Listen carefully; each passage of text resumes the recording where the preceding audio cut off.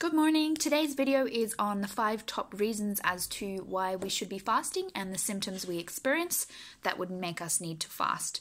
Fasting is a very ancient technique used to assist with life longevity and cleaning out the organs, and also is a very good spiritual practice to try and increase self-awareness, enlightenment, and understanding and discipline.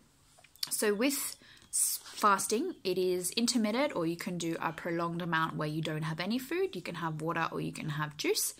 And the fasting that I have chosen in the last couple of days is actually just intermittent, where I will be eating actually at night.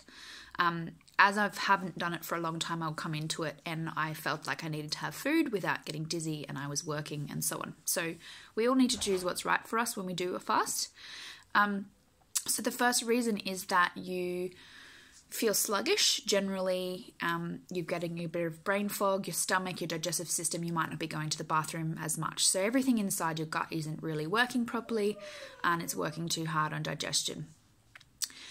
When we have a fast, we have the time window that our body's digesting for 12 hours, and the 12-hour window is how long it takes for your stomach to fully digest the food and get ready for elimination.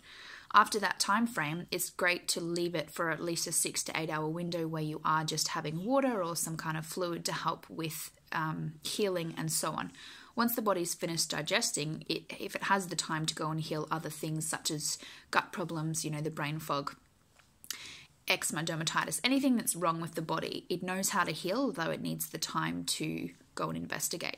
If we're continually back-to-back eating and not giving ourselves rest, we aren't allowing the body to heal, which is why illness sets in after a prolonged amount of time, because the body just can't keep up. The second reason is that most of us do need to detox every season, because our bodies adapt to change through the seasons, just like the environment and the plants and the animals.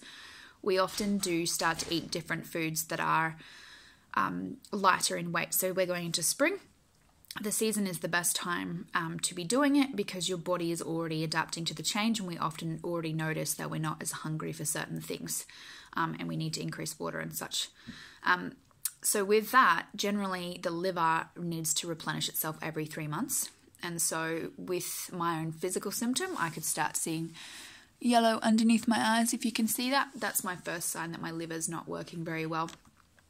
I generally do lead a very healthy diet without any refined sugar, but I've been on and off with my traveling movements, and I've just been kind of relying on these stimulants, which is very not good, but it's just sometimes what we do, and we have to get back on track. So the liver and all the other organs need time to replenish. If we're not allowing them time and space to be able to replenish themselves naturally, it's going to continue storing toxin. Which brings me to the third one, which is mucus. If you're producing a lot of mucus, if you're finding you've got a chesty cough, or there's something, or you've got an allergy that's always wrong with you, you will be not healing, because there's something within you that needs ventilation that's not being allowed to ventilate, because the body's always focused on the digestion. So mucus is just a build-up, basically, that it's there's something in there that it's forming it to protect itself, and it's telling you, it's giving you a symptom.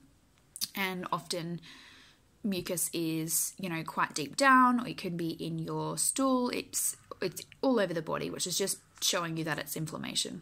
The fourth one is the chemical dependence. So on pharmaceutical drugs, I often put the chemical in with the sugar and the caffeine, and basically chemical dependency is on, you have the illness, there's something's wrong with you and you need, or asthma, you're needing to have these treatments every single day that your doctor's prescribed, and you often will be needing it all the time. So it's creating this dependence, but it's not allowing your body to heal from it. So you're becoming reliant on that fix or that need to have this to help reduce the symptoms.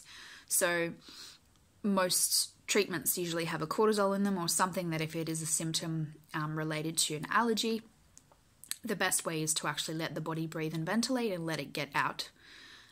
So the fifth reason then is that you're just feeling down in general, but you might most likely have an illness. You might have chronic fatigue.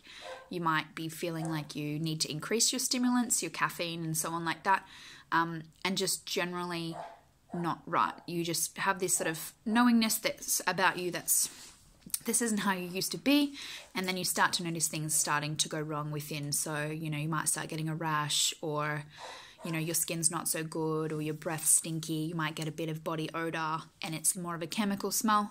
That's usually another indicator. So they're all very physical signs.